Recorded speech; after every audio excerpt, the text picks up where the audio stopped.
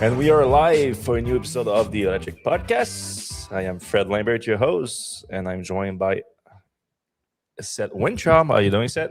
I'm good. All right. You'll excuse me, everyone. I'm a little bit under the weather today. There's something going around here, and I might have caught it this morning, but I'll power through. You just might hear some sniffles every now and again. But yeah, big show today because we have a lot to talk about. It was CES. A lot of things came out of CES. A lot of other things unrelated to CES too. We have some a new Model Y standard long range. That's a new thing now. We have some sales data from Tesla in Europe. We have a few things that came out of CES that put a lot of pressure on Elon Musk, and now he was kind of skating around a bunch of the announcements this week, including Nvidia basically open sourcing AI for autonomous driving. So we're going to discuss that. A little update, a little goalpost moving from Tesla FSD. And then one of the biggest thing of the week, it went wild. The entire industry went wild on the Donut Lab / Verge motorcycle news about the new solid-state battery, the first, what they claim to be the first production solid-state battery in the world. And I just got an email from them just now. That's little bing that you just heard, because I've been trying to get an interview with them all week. Understandably, they are pretty busy, I'm sure, with this announcement, and then everyone wants a piece of them and talk to them. But they are telling me now that I'll make sure this happen next week. So next week I should have an interview with them and let you know. But what I really want about this, I'm going to talk about later, is not an interview. I want an actual cell. And test it, because that's the only way we can actually prove this. They can say everything, but we need independent testing on this, and actually have, for people who don't know, a brand new battery lab in my garage right now, so we can actually test this thing. Ford making its own autonomous driving announcement this week. We're going to discuss that. Volvo teasing us with the EX60 with some of the first specs, which, as says, they are monster specs already, and then a bunch of new Kia GT EVs that they unveil. All right, let's start out with the Model Y standard long range.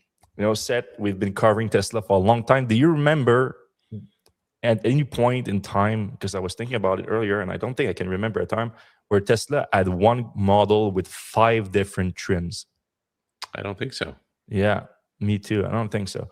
That's the case now in Europe. So they launched this new. So the standard is this decontented, stripped down Model Y that they launched in October last year. So now we have like 2 main things that differentiate. Before that you have like short range, long range, rear-wheel drive, all-wheel drive, and then you have the performance version, and there's some mix and match between those. Sometimes one is available with the other, and not that. Now on top of that, you have standard and premium, and that means in the standard you don't have the vegan leather, you have textile, you don't have the rear screen, you don't have the light bar for the Model Y, you don't have the rear screen. Did I already say that? You don't have the sound damping windows, or at least not as good sound damping windows, and you lose the glass roof. Actually, it's still there, but from the inside you lose it. And the goal of that, as you can imagine, was to reduce the price of the Model Y and the Model 3, which also got the same treatment. And it also came with a smaller battery pack. But now they are also launching it with the bigger long-range battery pack, making it the Model Y standard long-range rear-wheel drive. That's the actual name of this thing now. Pretty crazy name. And 657 kilometers of range, WLTP. 12.7 kilowatt hours per 100 kilometers. So it is now the most efficient Model Y in the world. So that's pretty impressive. And yeah, it starts at 45,000 euros. So it's a decent step up over the Model Y standard rear-wheel drive, because I guess if it's not long range, you just don't say long range. But yeah. Then at the same time as they did that, they also launched in Canada the Model Y standard. So the one that I just described, which is the same thing, just with the smaller battery pack, 463 kilometers of range, but that's EPA versus WLTP. So in miles for my friends in the US, it's, I should have put it in the article, but it's 288 miles. Yeah, and other than that, the price is the most interesting thing. It's 50,000 USD, which is interesting. That's a really good price. So $15,000 less than the previous premium all-wheel drive, and it's a big difference, and it's important for the Canadian market because Tesla, since the tariff situation, Tesla is not sending US-made vehicles to Canada. And since there's 100% tariffs on Chinese-made vehicles, we're not getting those either. So for the Model Y, we have to rely on Berlin. And since they started making those in Berlin, they are shipping them out to Canada now. And it's a $15,000 drop in the price of the Model Y in Canada. So it's quite significant. Is it going to make a giant difference? It's probably going to be significant because some incentive also going to be able to stack them up on it. But I think Tesla went down to probably 10,000 units or so on Model Y in Canada in 2025. So it's not a huge market anymore for Tesla. But in Europe, with 5 different trims, the standard range, the standard with standard range, and then the standard with long range, it could make a significant difference. And Tesla needs it because this week, the biggest article we had this week was Tesla's full 2025 data from Europe is in, and it's a total bloodbath, and it's not an overstatement. It's not an hyperbole. It's pretty bad. So I produced this chart here that showed that Tesla is down 28% year over year on the 2024 that was already down versus 2023 when Tesla had its peak in Europe. So it's they're almost losing 100,000 units of sales in 2025 in Europe. And then you look at each specific market in Europe, and that's where things get really interesting, where every single market is down except for Norway. Yeah, that's the only one. And then for Norway, the Norway exception, so I did something just for Norway. You look at the trend here, and you can see like early in the year was rough, but like Model Y refresh, normal. Picked up in the second quarter, makes sense. There was some, demand that was backlogged because of the Model Y refresh, and then it's basically flat and down actually in October, and then big difference. So the 40% increase is basically in the last 2 months of the year. That's where most came from, and the reason for that, and even before that too, is the end of the significant reduction in EV incentive, specifically for more expensive EVs, which Tesla vehicles falls into. So obviously, those new cheaper EVs that Tesla are targeting that, but nonetheless, a bunch of demand was pulled forward into Q4, especially the last 2 months of Q4 for Tesla in Norway, and that gave a big boost, and that will obviously slow down in 2026. Because now a lot of people basically in Norway would be, even if they're looking at the new Model Y standard range, standard range, even standard long range, those names are pretty bad. They won't be very quick on the trigger because they're basically paying the same price as they would be paying for the long range premium vehicle just a few months ago. All right. A very interesting article from Bloomberg came out this morning that kind of spinned a lot of things around for the Tesla XAI situation, and I want to discuss because I think a lot of people are missing something quite big that's happening here. Is that Tesla could actually end up owning XAI, or at least Elon Musk's stake in XAI. So we talked about this lawsuit before, which is a breach of fiduciary duty lawsuit that they launched at this point. It's a year and a half ago, almost. And the lawsuit from some Tesla shareholder alleges that Elon and the board are in breach of the fiduciary duty for letting Elon start a private company, XAI, which is an AI company, as the name would imply, and that's a direct competitor to Tesla, which Elon's claim is an AI company. But the interesting part here is that Elon's defense has been that XAI is an AGI company, is trying to make general and artificial intelligence, while Tesla is a real world AI company. And some of the shareholders in the lawsuits are arguing different thing, that even if it's not exactly the same shape of AI, you're still competing for the same talent, so that's already a breach of fiduciary duty. Then there was the resource diversion stuff we talked about, when Elon had ordered 1,000 Nvidia H100 chips for Tesla, and then diverted that to XAI instead, which is very problematic. Elon has his own excuse for that, but it's not a great one either. But now the entire idea that Tesla and XAI are not actually competing at the product level has been challenged seriously this week, because earlier on Wednesday, XAI announced that they closed a $20 billion financing round. Around that, Elon had denied a month or two prior that he said that it was not happening, and then it just happened.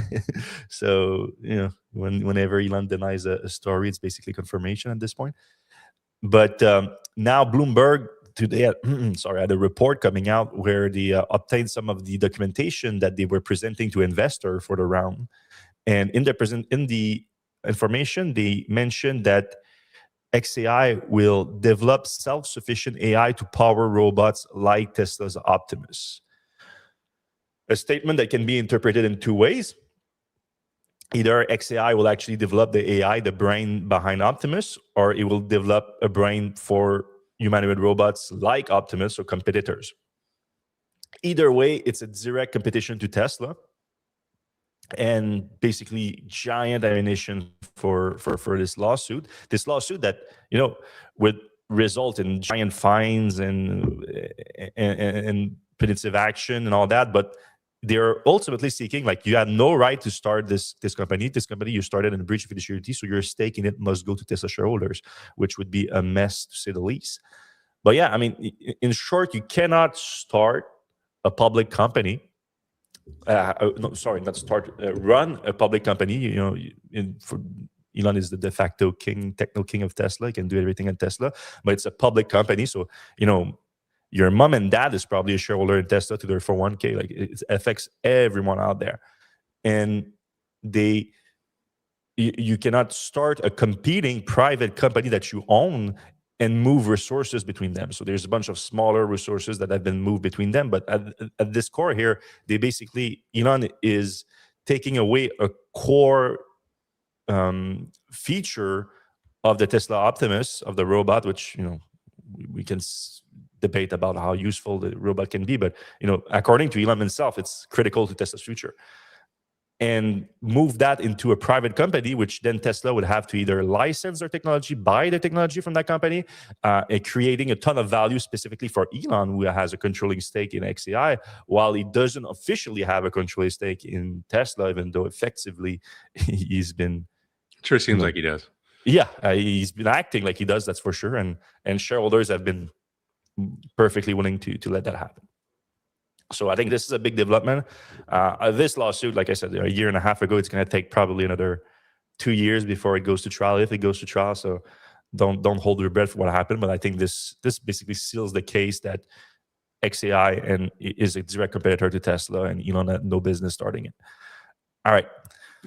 There's another big thing that shook the industry this week, and Nvidia had one of them. Nvidia is like probably one of the most anticipated presenter at CES every year, and this year was no exception.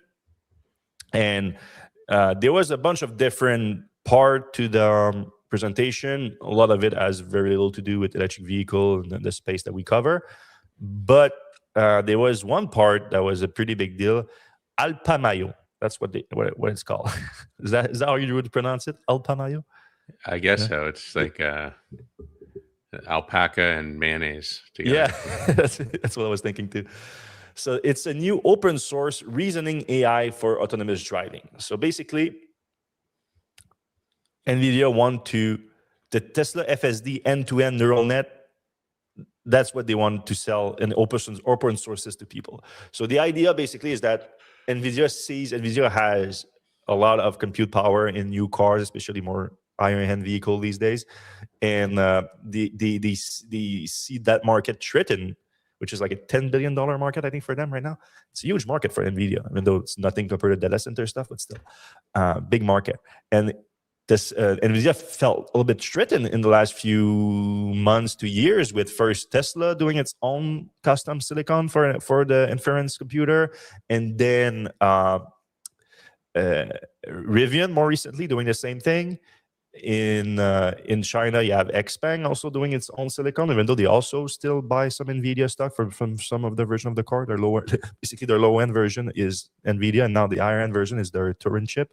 So Nvidia found some way to slow down this transition and incentivize people to stay within the Nvidia ecosystem by open sourcing their own extremely advanced reasoning AI for autonomous driving, so which works on their stack. So basically, if you buy the Nvidia inference computer, you can easily run Alpamayo on it, and you have FSD for free at the software level at least. And you can obviously build on that software too. You can add features. You can, that's a vision neural net like Tesla, but you can combine it with radar or LiDAR, which is what Mercedes-Benz is doing. So the bigger news here was that this is happening now, and it's already in the market in production vehicle. Specifically, the new Mercedes-Benz CLA, starting this quarter, is going to ship out with the Nvidia stack with Alpamayo reasoning AI, which is going to enable. They're talking about level 2+, which is who's been talking level 2+ here? GM, right? Yeah, they won't call it level 3, even though it kind of is level 3. Yeah, so it's kind of a new thing that Tesla invented basically with FSD, because it's level 2 at the law level, but it handles point-to-point navigation, which is what they're aiming for here. So yeah, Q1 launch in the US, Q2 launch in Europe for the Mercedes CLA, and later in Asia. So they are calling level 2+, but obviously they are aiming eventually for level 4. And then they have the Vera Rubin, which is the new hardware stack that's replacing the Blackwell that's going to power that. So, yeah, it's basically the Android to Tesla's Apple. Like, Tesla wants to be the closed system, and they wanted to license that to other automakers. So it's not that close. It's just that there was basically no takers. And now you can basically guarantee that there's not going to be any takers, because who's going to want to pay the $8,000 Tesla fee, or $100 a month when Nvidia give it to you for free? And I think where does Waymo fit into all that, though? Like, isn't Waymo the Android? Because they are Android. Yeah, but not really. They are, but they have their own hardware too. Even though they use some Nvidia in their stuff right now, but their 6th gen is apparently no Nvidia. It's not clear. But yeah, they're not open source. I don't think Waymo has open source their software. So at least they're not Android on that level. They also here I'm talking more about consumer vehicles. So I'm talking about FSD rather than robotaxi. I'm talking about integrating advanced autonomous driving features into a consumer vehicle like the Mercedes-Benz CLA. While Waymo has been focused more on its own internal fleet, even though they've been working with Toyota and Hyundai to implement their technology into consumer-level vehicles also. It's just not quite there yet. But yeah, you're right. That plays a role into that too. But the on the larger level scale thing, the way I see this move is more it's a continuation of the trend of the commoditization of autonomous features inside consumer vehicles. Level 4 autonomy is another thing. It hasn't been achieved yet, especially in the consumer vehicle level, and I don't see it happening anytime soon. I think we're going to see a lot more level 3 before we see level 4. But this level 2+ thing, I think is being completely commoditized. We see it in China with BYD, with Xpeng, with Xiaomi, with Huawei, offering these at a fraction of the cost of what Tesla has been doing.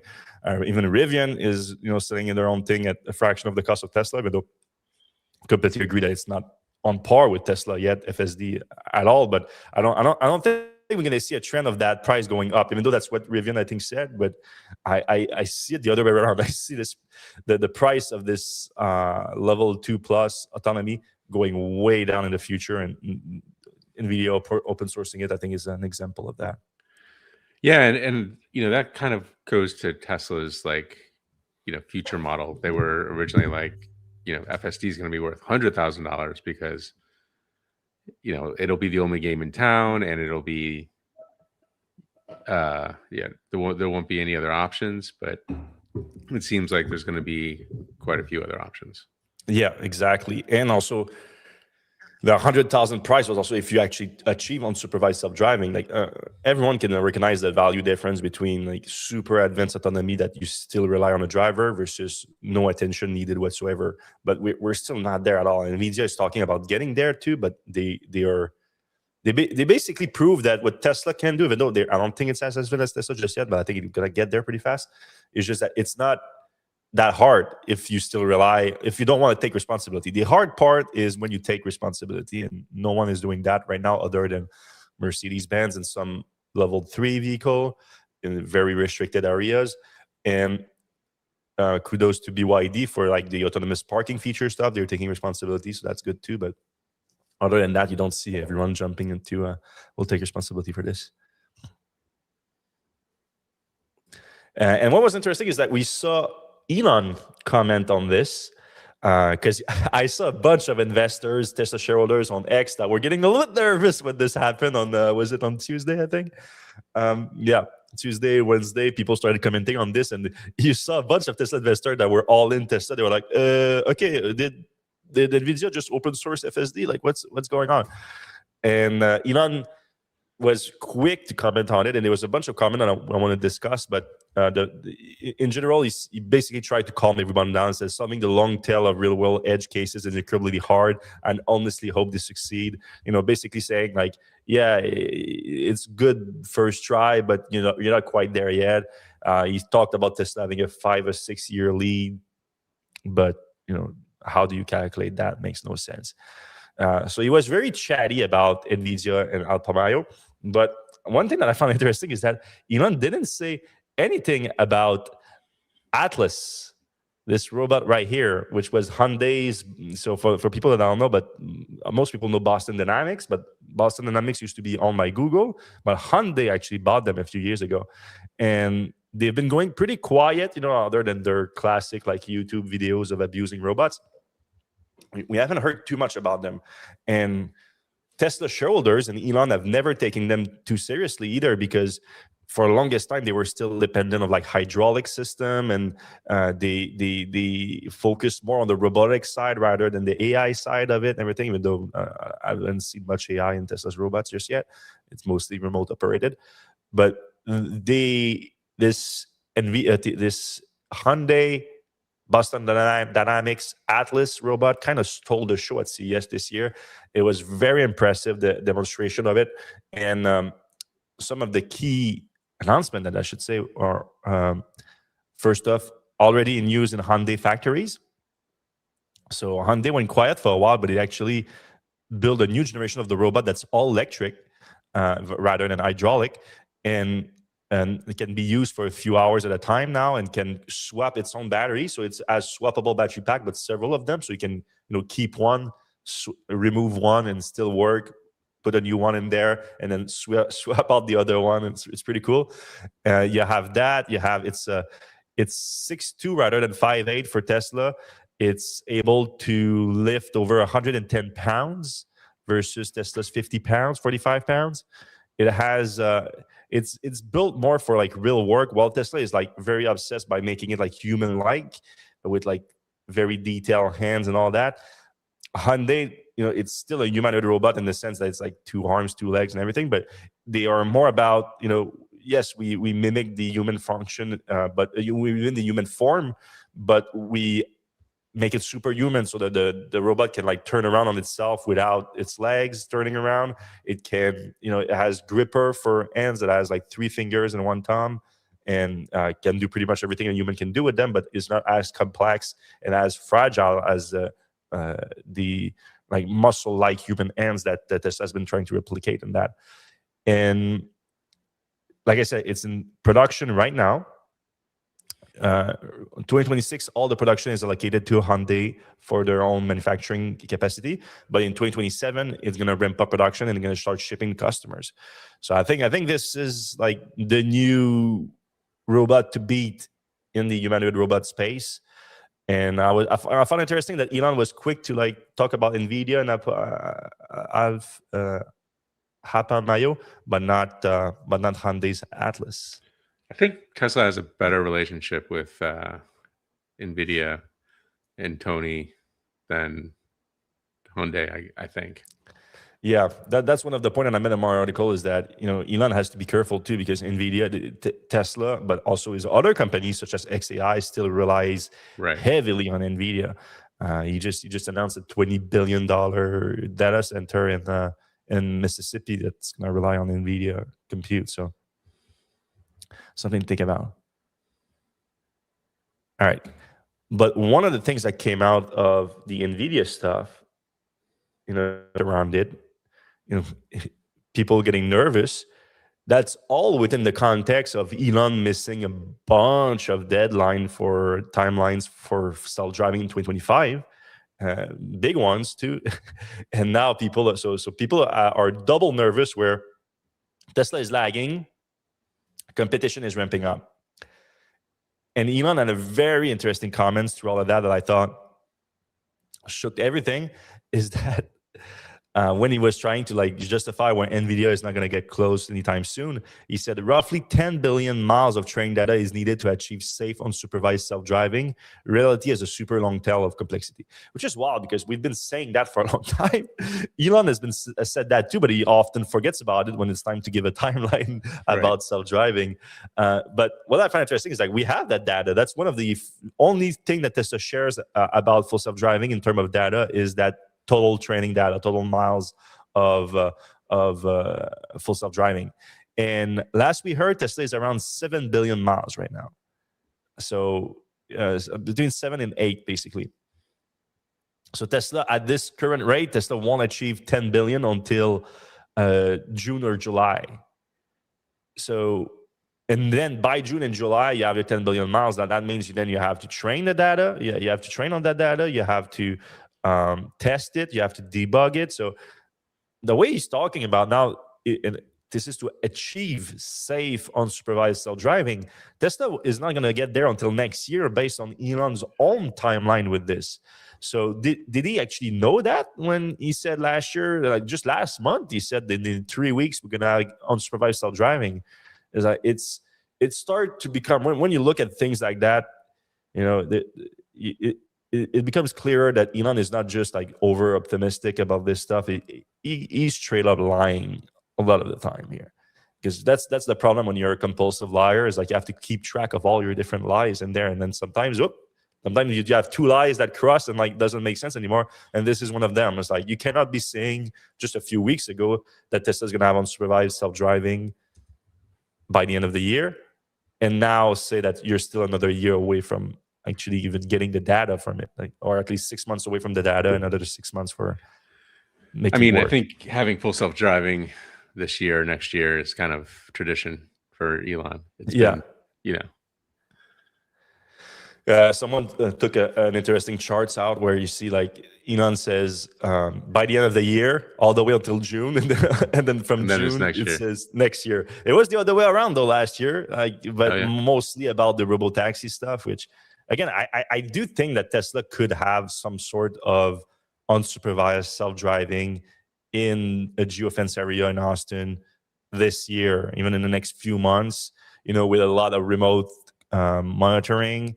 And it's probably possible, but it's going to be so limited, because if you do any you're kind basically of just going to have a remote control car. I think that's difficult to achieve, even though we've seen Tesla's patent applications and job filings that would point to that. You're right. But I think this is very hard to execute. I think it's going to be like a super small fleet so that it doesn't accumulate too much mileage. And if you don't accumulate too much mileage, then you reduce your chance of crashes quite a bit. So I think we're going to see something like that. Maybe in the next like 3 or 4 months or something, which is still like way past Elon was claiming. All right. We're past the Tesla stuff for the people that don't like it on the 30-minute mark too. That's pretty good. And then we're going to jump into the comment section in just maybe like 15 or so minutes after we get some really interesting stuff. It's so if you guys have questions for us, you can put it in the comment section right now. We're live. It can be about anything that we discussed today or any other topic that you want us to discuss in the EV world or the renewable energy world, or what trends you think we're going to see in 2026. Sorry, I'm looking for. All right, this is done, bro. Perfect. So that was the big news of this week. It's like a dual news situation. It's the Donut Lab battery and the Verge motorcycle using that solid state battery from Donut Lab. And I mixed the two of them together because they're basically the same thing. So the people behind Donut Lab or the people behind the Verge, not the Verge, but Verge motorcycles are same people, or at least the CEO Marco is the same person behind both company. But Verge has been around for a little bit. Maybe you learn about it on Seth's other podcast, Wheelie, with Micah, our own expert in the two-wheel electric vehicles. But Verge has been around for a while. It's a Finnish motorcycle maker. They're known for their hub motor in the back. So, there's no rim in the back of the motorcycle. As you can see here, is just a donut, hence the name of the company. A donut hub motors that is super power dense and energy efficient, meaning that it's really light and powerful and also efficient.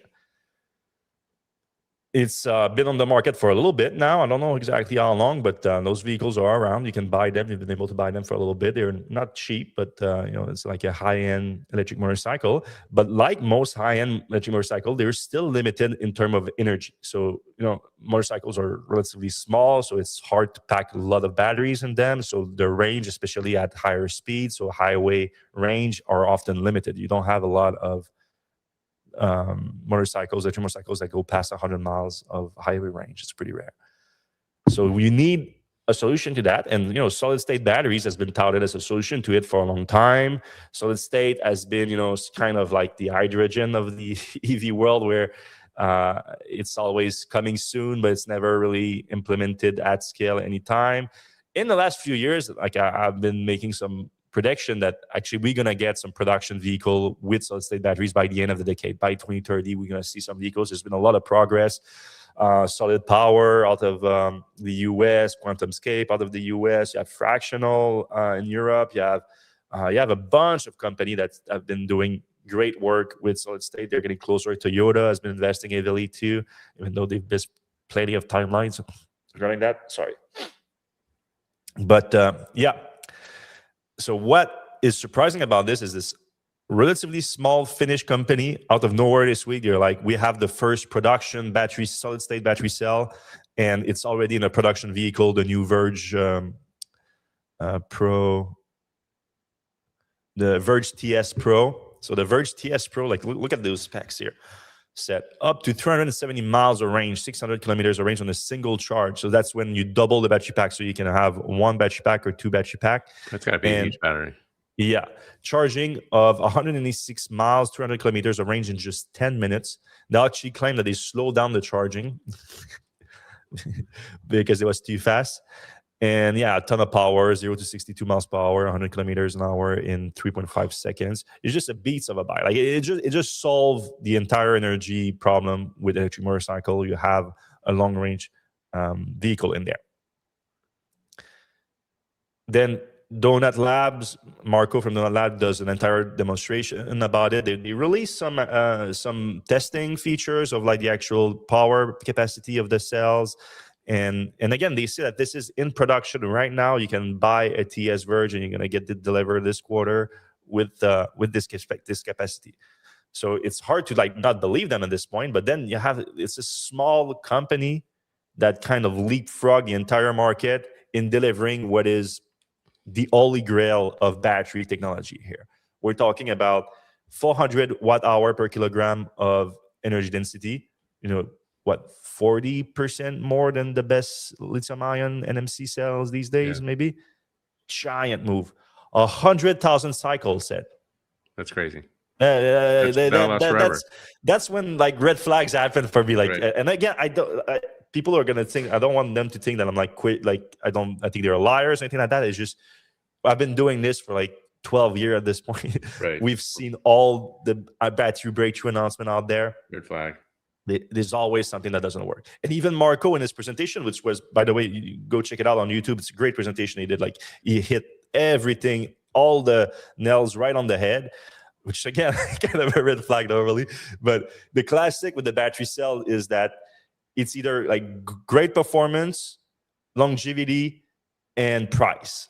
And you have to choose two of them. You have these three main things, is like the actual performance, meaning like energy density, charging capacity, power density, and all that.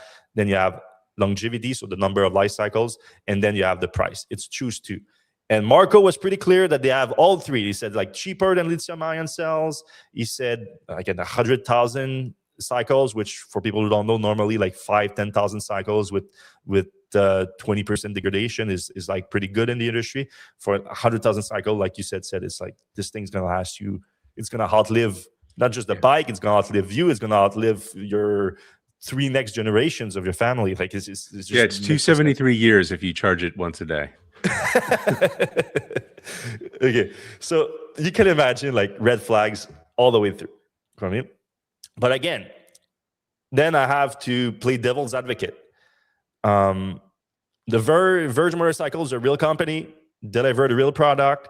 Their donut motor is very cool tech that they developed themselves with the help of some researcher too and everything. But it's a real innovative product that they delivered. So you have to give them credit too. So I have no proof on the other side that this is not real either. So I don't want to make any accusation. And I had to do some research on this, and a bunch of people also sent me a bunch of research because again, that thing just blew up this week. Everyone's talking about this. And do I have my research here though? I thought I put my, oh, it's on my other computer. Damn it. But yeah, I found a link between Donut Labs and another company that's called Nordic Nano, that developed basically. We have someone that found it too, right as I say it in the chat here. Wagon. And the company is more focused on solar and energy system than battery, but they do have, if I understand correctly, licensed a technology, or bought a technology that they then licensed to other from a young researcher from Finland, from a Finnish university, that developed a new material, material to use, especially at the electrolyte level, I think, for solid state batteries.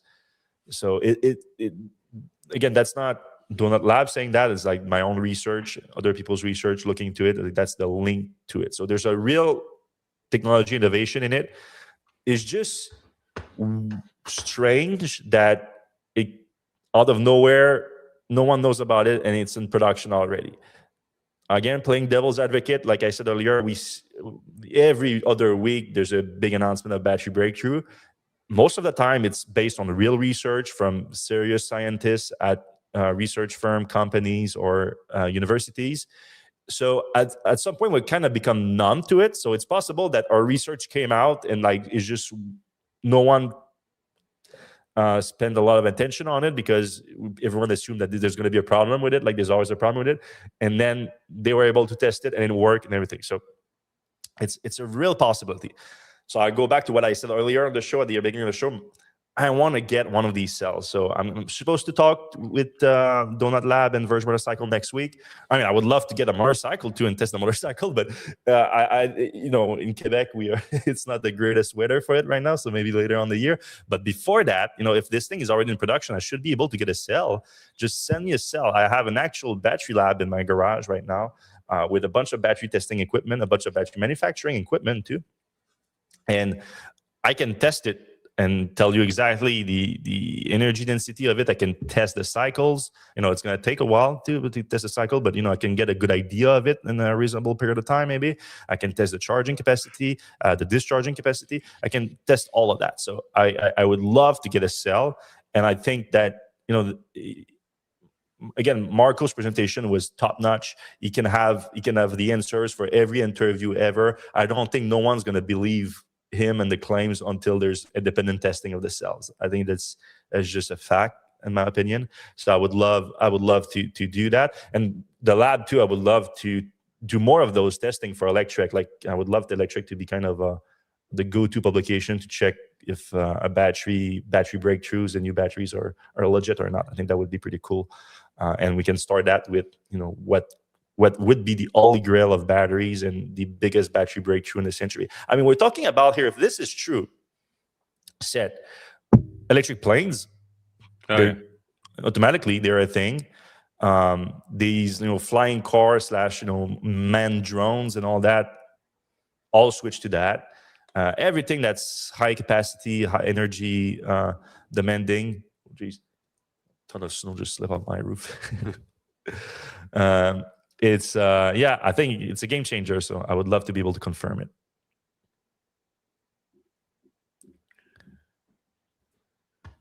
And then I would love to talk to this researcher too in Finland, a young researcher that came up with this idea, because from my understanding is this same active material in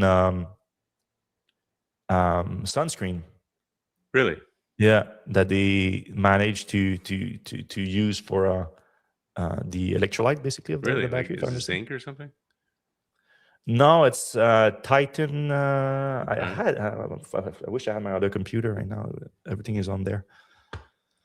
Well, we'll give you guys more details next week, because again, I'm supposed to talk to Marco early next week. All right, Ford also had a big announcement at CES this week. They are talking L3 stuff. They say that they're going all in on the autonomous effort, and they're going to start with their upcoming EV pickup truck. So their new EV platform that's going to enable cheaper electric vehicles, the universal EV platform that's led by Doug Field, former Apple and Tesla engineer that's leading the electric vehicle effort at Ford.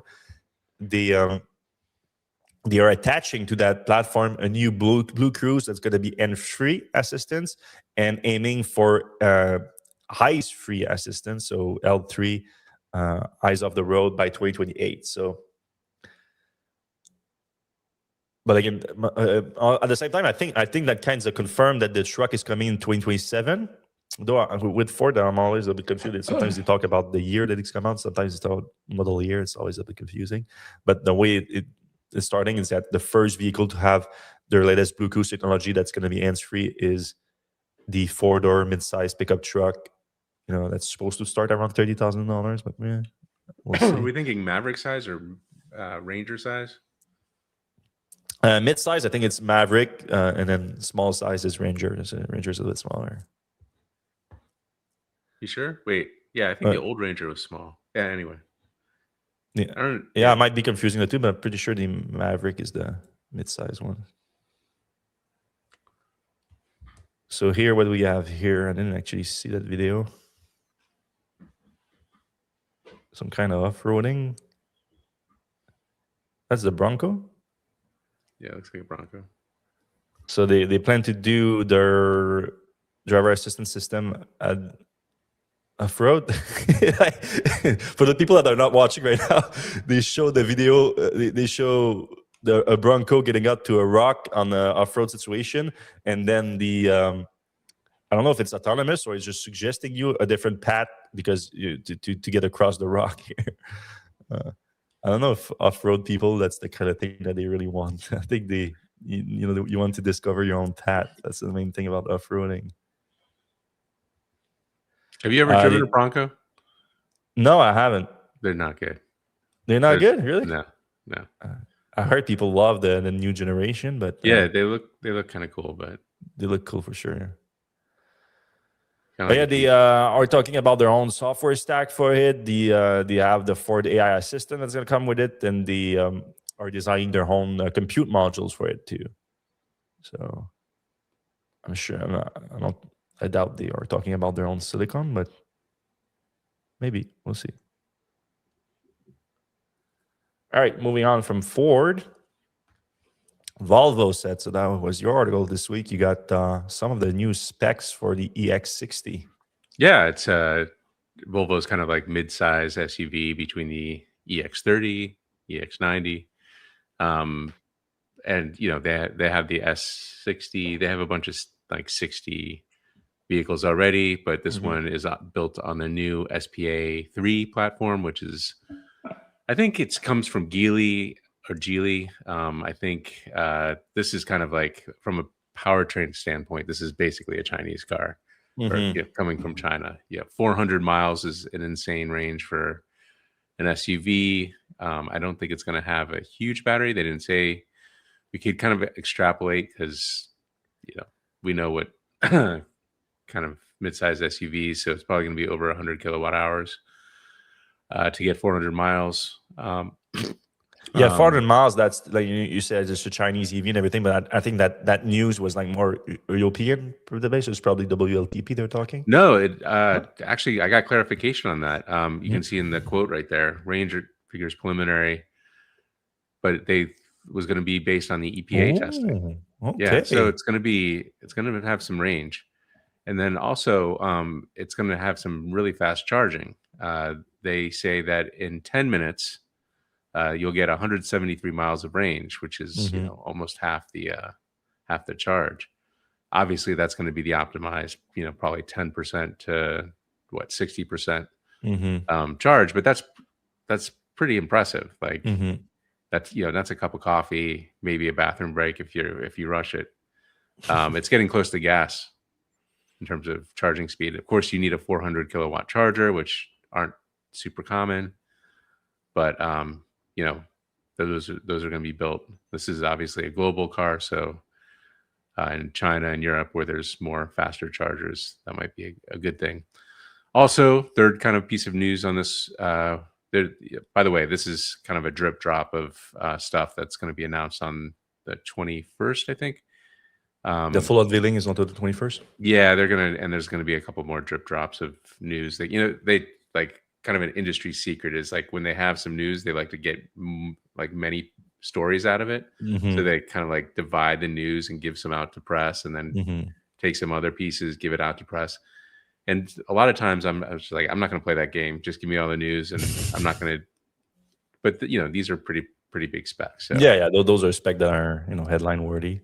Yeah, and then the third piece of news was that they're going to use like a mega casting, which obviously that's a trend now. Tesla and others, Ford, eliminate like 10 pieces or many pieces of the frame and turn it into one huge piece. The downside, obviously, is if you get into an accident and you dent the mega cast, then you're probably totaling the car a lot easier than if there's many parts.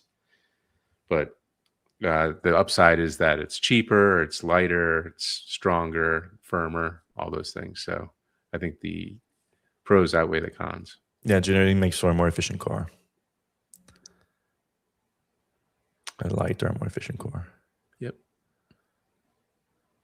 All right, last quick piece of news, then we jump into the comment section. I see a lot of comments today. So you still have a little bit of time, because we're going to get a little bit quick on that. But if you're watching live, you can put your question in the comment section, and we'll get to it in just a few seconds. So Kia had brought a bunch of lineup to, I think that was CES, or it was like on the, oh no, that was Brussels. Okay. So many shows this week, I get confused.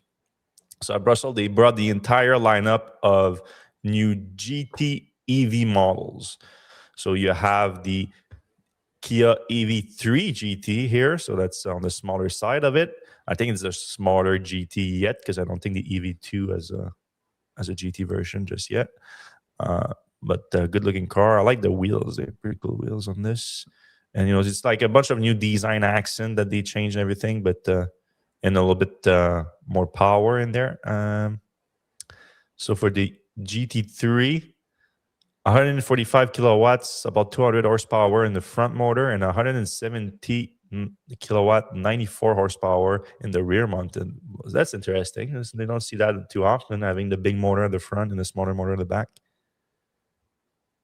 For a combined 215, 288 horsepower.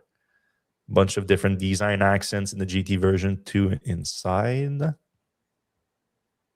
81.4 kilowatt battery pack. I don't think that changes from the regular versions of it. So, but the efficiency goes down a little bit with 590 kilometers, 267 miles of range. And then you have the GT, the Kia EV4 GT, which looks really good, really aggressive vehicle. Almost kind of a little hot wagon type of thing. I like it. Same powertrain on this, I think. Or a little bit more powerful. Oh, we don't have it listed, so it's probably the same thing. Here you have the interior. Also a little bit more racing inspired. Still not the crazy fast car though. 0 to 62, 100 kilometers an hour, 5.6. So not slow, but not crazy fast too. And then you have the EV5, which is our little mid-size SUV that can also get a GT version.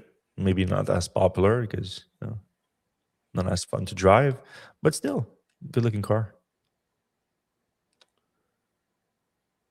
The EV5 GT starts at 47,000 pounds, $63,000. Oh, really? That's that big of a difference between the pound and the dollar? Surprise. All right, let's jump into the comment section. All right. Electric Brian says, I don't like how Tesla took their standard trim, made no changes to it. Then all of a sudden they called it the premium model. The premium model should have had more premium features added. Yeah, that's right. Normally you do the other way around. Yeah. But they did the same thing. Like, well, they added a little bit of things, but with the Model S Next, the luxury package, but it's like, just all the options in there. Yeah. Yeah, I have to admit that that's not, it doesn't feel like value. All right, Spikes43, can you please investigate the Apple Green contracts for state-funded charging? Whose brother-in-law is on the appropriations committee? Sounds like somebody's not happy with I don't their even know service. what Apple Green is. It's like it's a charging company? I think it's a charging company, yeah. CS display of Longbow featherweight EV reminds me that there's plenty of room for upstarts to build more simple EVs without that self-driving garbage and return to a lightweight at 2,000 pounds. Yeah. Yeah, we were pointing on Longbow before. And like Carl says now in the latest comments, they are one of the first partner with Donut Lab. So Donut Lab on top of, so now they have the battery, they have the motor, and they have the software stack too. So they're combining everything. And or you can pick and choose, but any EV company can like decide to use one or all of them. And they even have Watt EV that took all of it and then made an EV platform out of it. So you can just buy their EV platform and then build your car around it too. So I think that's cool too. Yeah, Longbow, but I don't think Longbow is actually did that. I think they took the technology from Donut Lab and built their little speedster, kind of little cool old school speedster. 61 Volkswagen says, I think it's more like a super capacitor, but I can't explain the energy density. Yeah, I'm with you on that. I'm with you. Like everything, like the longevity, like the charge cycles, scream capacitor, the discharge and charging capacity, screen capacitor is just the energy density that makes no sense. You cannot get 400 kilowatt hour, 400 watt hour per kilograms on a super capacitor. Yeah. But everything else makes sense. And then if you look at, so I went and deep dive into Nordic Nano stuff, which is linked to Donut Labs and the Finnish university that I discussed. And on their website, they do mention that they on top of their solar panel stuff, they do have a capacitor. So, and you can make a capacitor that's solid state. So, but again, there's still a missing piece because the energy density part of it doesn't make sense with that. So, yeah, I need to talk to them. Yeah. All right, we're talking a little bit about the Verge motorcycle coming out before Cybercab. We're talking about the green, what was it called, Apple Green. I'm sure they're fine. They operate in the UK. I think I saw one on the New York's throughway, like somebody else here. More concerned about the maintenance, uptime, and cost. These could cost 5 to 10 times as much as a supercharger over their lifetime. Yeah, they're kind of like that generation one of EV chargers where they're very complex and don't work very much. All right, moving on. The best case I can think of. Okay, we're still talking about that. If Donut Lab battery company and EV automaker would be dramatically affected, we will see them when the production Verge bikes come out in months. 2026 cold fusion. I mean, it wouldn't be as impactful as cold fusion, obviously. Like cold fusion, if it works at scale, it's game over. But it would, I would agree with Dean that it would be ultra impactful on the industry. It would, not only that, it would, like I said, electric planes now are in game. Like everything is within electrification if that happens. So we'll see. Yeah. Good luck with them sending you a cell. That's a big target for reverse engineering.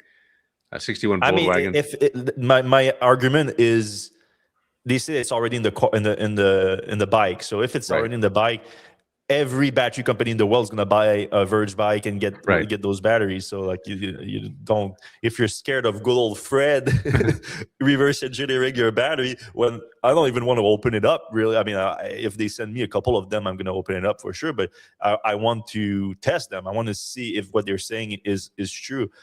So it's mostly testing than rather reverse engineering, but I don't think that the fear is warranted because, like I said, you can just buy a bike if it's that true, and you can get the sales from there. It's an expensive bike, starting at like $30,000, I think.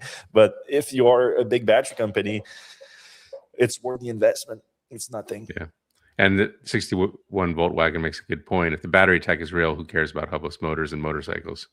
They should be 100% focused on scaling battery manufacturing. Right.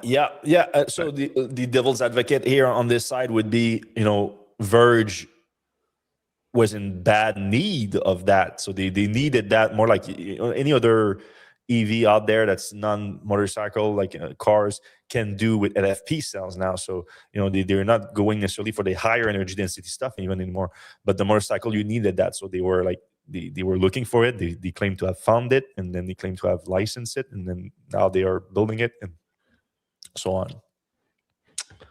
All right. Okay, hear me out on this one. This is from Ian Smith on Facebook. Tesla gets split into two companies.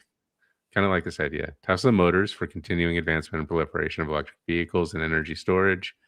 And then Future X, pronounced Future X, is the other. The latter will be dedicated to silly robots, robot axes, AIs, and shit, flamethrowers, fighting woke mind virus, all the other pretend that doesn't make any money. In exchange for Tesla Motor stock, Musk gets 100% of Future X.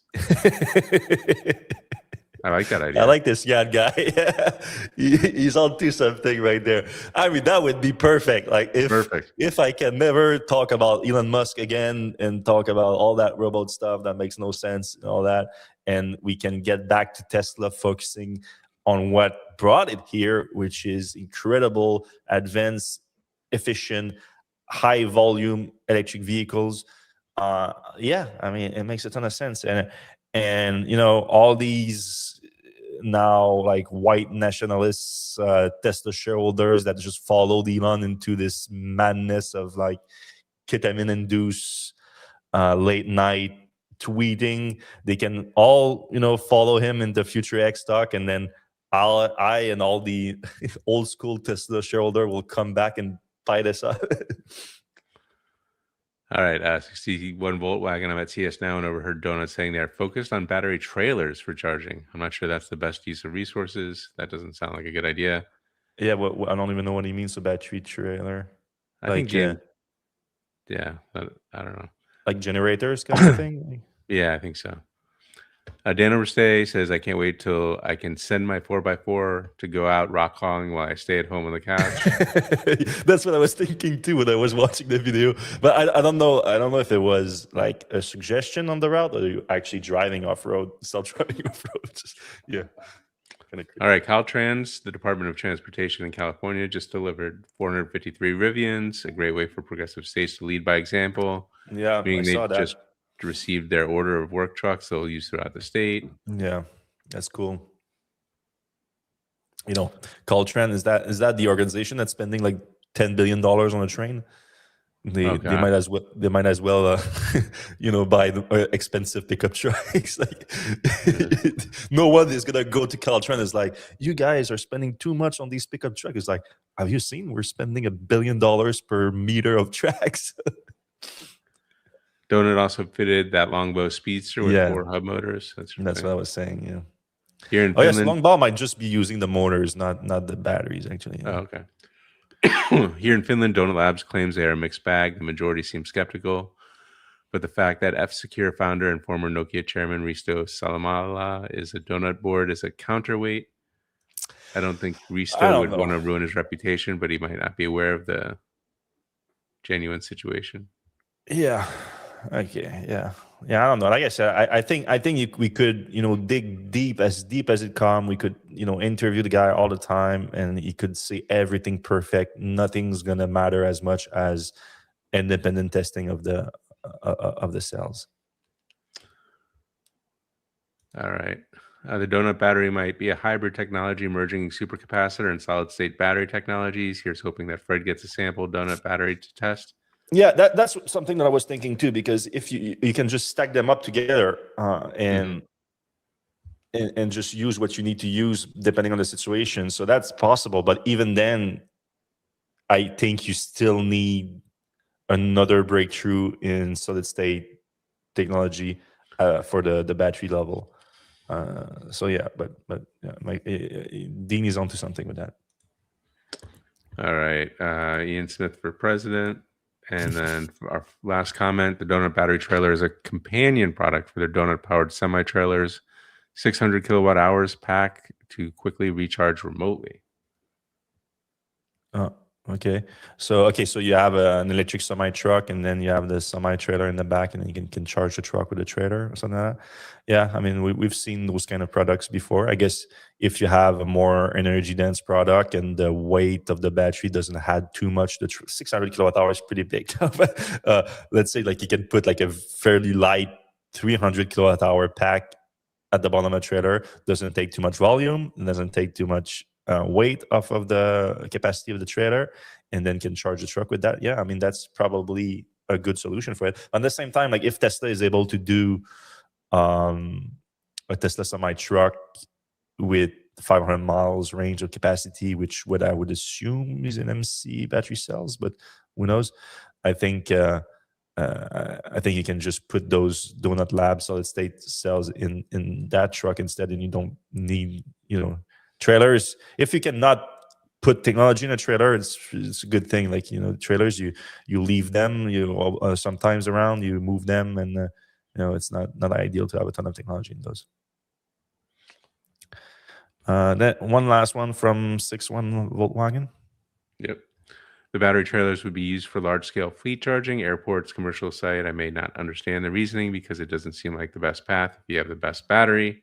Yeah. Okay. So it's more like okay, for charging station, and uh, to have high power charging station with the peak load handled by the batteries, by the trailer and the battery in the trailer. That's what I'm understanding. Yeah. Also, like, yeah, that's that it doesn't seem like the first intuitive product to have like the holy grail of battery cells. I understand your point with that, but at the same time, again, if you haven't watched the presentation from Donut Lab from Marco, his presentation on YouTube is he hit everything on the head on that. It's like, yeah, I mean now we have anyone can do a car with those cells. That's the goal. And then you have the what EV, you can buy the whole platform instead, or you can mix and match and everything. So he's just, I guess, listing examples of what you can do with them, including that.